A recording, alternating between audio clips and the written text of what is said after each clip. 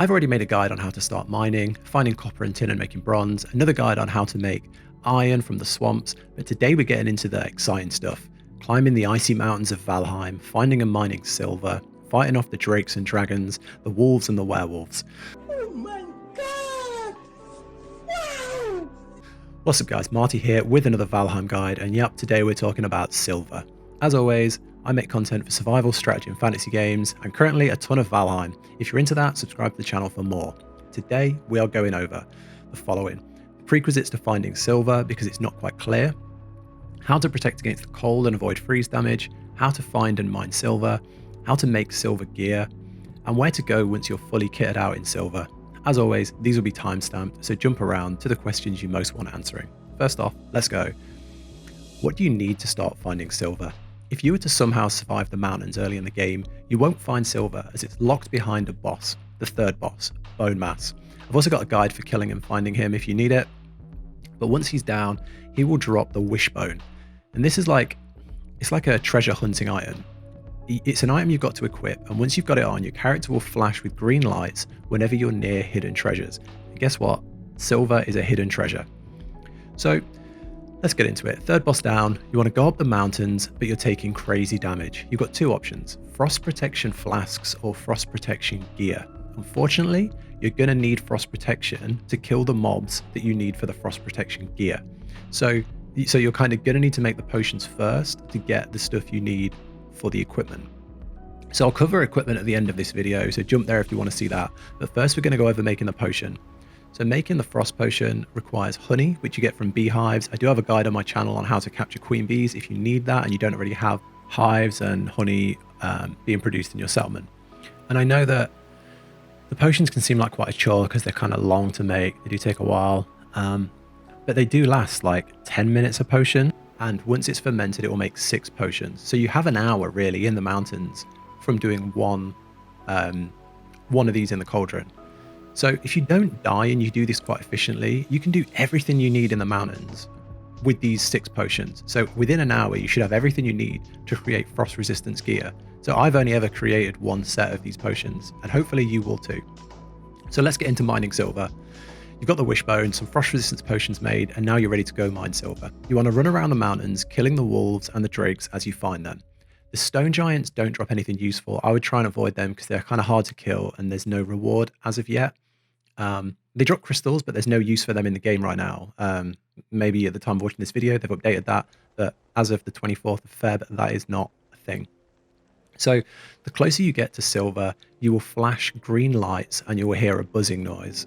This means that the silver is nearby. It could be underground or in the mountains or somewhere that's not in sight. So what you want to do is keep walking around, and the lights and the noise will get faster and faster until there's no gap in between. So until it's a constant buzzing and you're constantly flashing. Once you hit that point, you're right next to a silver vein. So it's not going to be obvious where it is because these are normally under rocks or underground, or yeah, they're not obvious. If you're right next to a big rock, I would dig into that rock because I've seen them in there. If you're just on snow and there's nothing around you, dig straight down. You know, I know you're not supposed to do that in Minecraft, but you're allowed in this. Dig straight down and hopefully you'll find a silver vein. In my experience, these can be really big. I got all the silver I needed from 2 silver veins. So mine away as fast as you can and take it all to your base. One thing to note, you will need an iron pickaxe to get through the silver. So if you've got any iron lying around and you don't have that, you want to craft one of those before you head here. So yeah, that's it. Just keep transporting the silver. You're going to need quite a lot. So just keep at it and just take as much as you can get until you've crafted all your gear. So next, let's get on to what you do with the silver. So to make all the silver gear, you're going to need some extra stuff. To make the wolf armor top and bottoms, you're going to need wolf pelts and wolf fangs. You're also going to need 1 chain from the swamp. So kill all the wolves you find because you're going to need a lot of this. You're also going to need this for the wolf cape, but for the wolf cape, you'll also need a wolf trophy, which is like a wolf head. For me, that had quite a low drop rate, so I had to kill a ton of wolves after I'd already gotten everything else. So yeah, kill all the wolves you find while you're doing the silver mining, and hopefully you'll get one of these heads. I've mentioned these 2 items first because these are the items with frost resistance. The wolf armor and the wolf cape will give you frost resistance. So you want to be getting those ASAP. So if you mess up and you use the potions, you die and you lose the effect, or you just don't manage your time well and you run out of potions, hopefully you'll have these 2 pieces of equipment so you don't need to make any more, and then you can keep farming for the rest of the gear afterwards.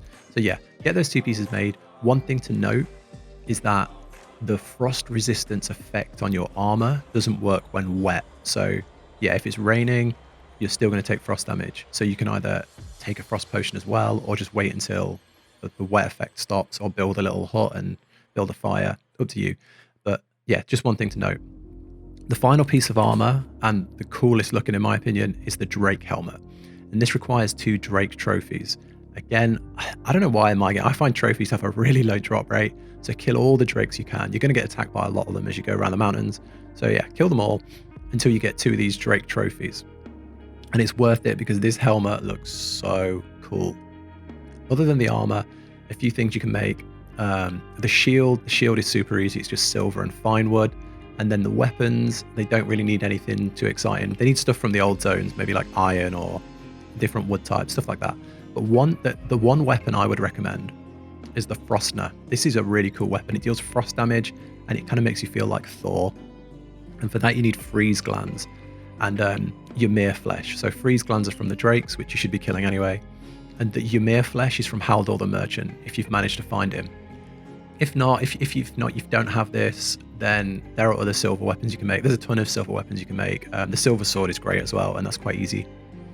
The only other weapon that I would highly recommend, this is like a must in my opinion, because it's so good, is like one of the best bows in the game, the Draugr Fang. And this thing just needs silver, ancient wood from the swamp trees, deer hide, and guk. The only thing you might not have is guk. So when you're in the swamp, there's these big trees that have like green blobs on them. If you build up a little table and climb, so like if you build a crafting table and then you build some little steps up, you can get up to the guk and then attack it with melee. I don't know if you need an axe, maybe you do need an axe. But if you attack it, the guk will come off the trees and you can collect it. I highly recommend farming this because this bow is crazy. And you're going to need a good bow on the next boss, trust me. So once you're all kitted out in silver armor, rocking your epic weapons, you're going to head to a real humbling fight. You're going to feel like some, Viking, Norse god, but you're going to get humbled on the next boss because the next thing is look up on the mountains for dragon eggs. You want to go high on the mountains and they're protected by drakes and you need 3 dragon eggs. Also up here, you're going to be looking, there's no dungeons up here in the mountains, but you're still going to look for the tablets that lead to the boss. They're just out in the open in like a little alcove. But yeah, you're looking for the 4th boss's tablet that will take you to the 4th boss. And you're going to need 3 dragon eggs to summon him. And yeah, good luck with that. It is a tough fight. I would highly recommend the bow I just mentioned and some good arrows for this one. But yeah, other than that, guys, that's pretty much everything you want to be doing in the mountains. I try and put across a full broad guide for the whole area in a quicker time as possible. If I've missed anything important, let me know and let other people know in the comments. If this has been helpful, liking the video helps me out a ton, and subscribe to the channel for more content like this. Hopefully by the time you've killed the 4th boss, I'll have a guide out for the 5th area, the plains. But yeah, that's it guys. Thanks a lot. Thanks for sticking around. Thanks for watching these videos. I'm really enjoying the game, so I'm going to keep making content for it. I hope people are enjoying it. Other than that, I'll catch you in the next one. Thanks.